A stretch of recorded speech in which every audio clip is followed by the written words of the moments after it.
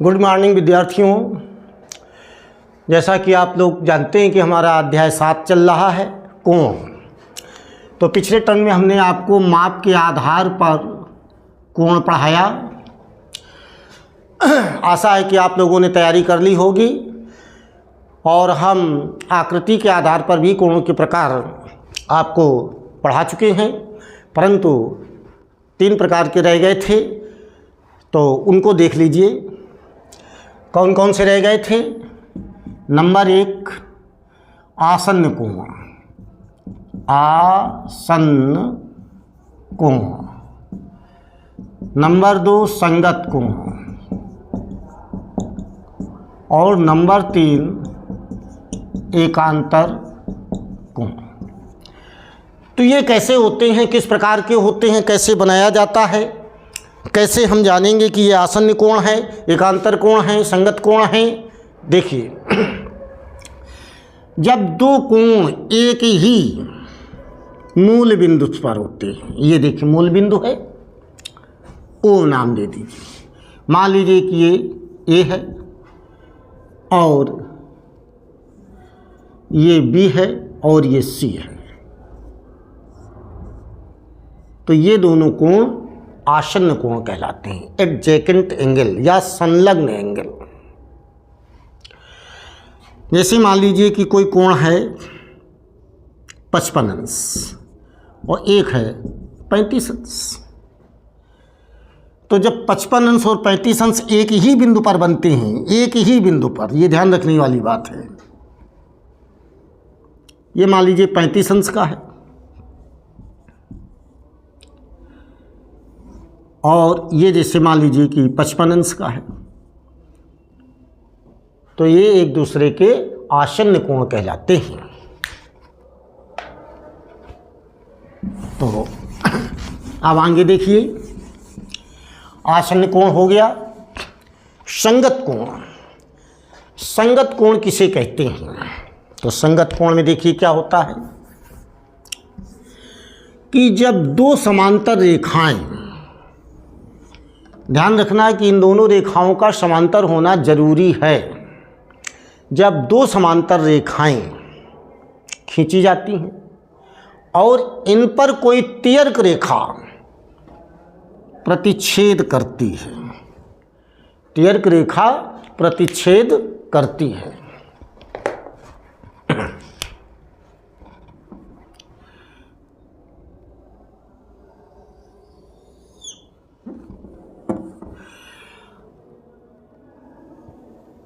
ये तिर्यक रेखा है जो इनको प्रतिच्छेद करती है।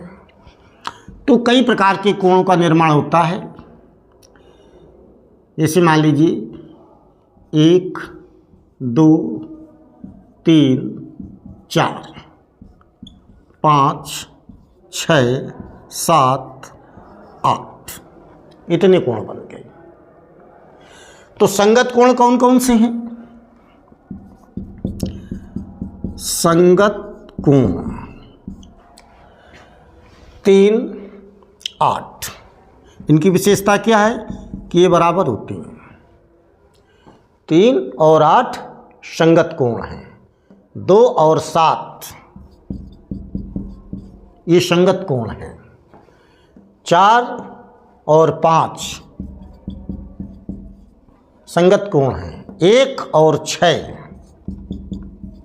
ये संगत कोण है। बात आती एकांतर कोण कौन कौन से हैं?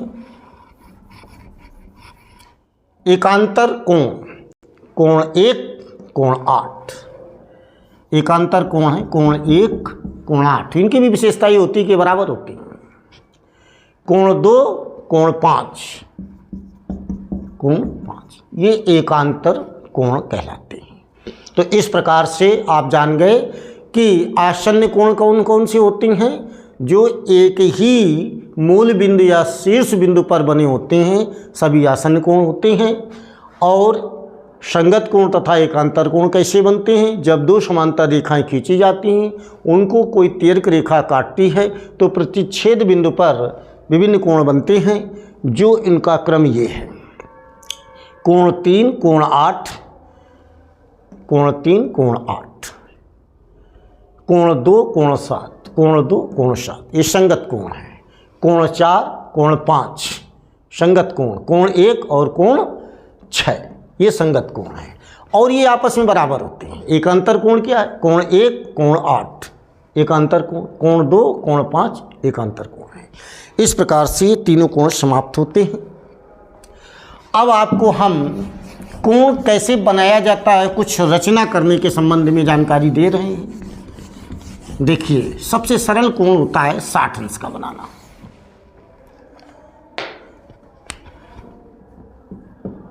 कोण की रचना 60 अंश का कोण बनाना है, 60 अंश का कोण बनाना, 60 अंश का कोण बनाना बिल्कुल सरल। इसके लिए हम क्या करते हैं कि सर्वप्रथम एक सरल रेखा खींच लेते हैं। कोई भी सरल रेखा आप ऐसे खींच लीजिए बिना नाम के। नामकरण करना चाहो तो कर दीजिए ए बी। अब आप प्रकाल उठाइए और प्रकार में पेंसिल लगाइए। पेंसिल में बिंदु ए को केंद्र मान करके एक ऐसे चाप लगा दीजिए। ए बी रेखा को कहीं प्रतिच्छेद करता है, इसका नाम दे दीजिए यक्स। वही चाप बिंदु यक्स को केंद्र मान करके ऐसे लगा दीजिए जो ए वाई पर प्रतिच्छेद करता है। एक रेखा खींचिए जो ए से वाई से होती हुई जाए, ऐसे ही। इसका नाम आप सी दे सकते हो।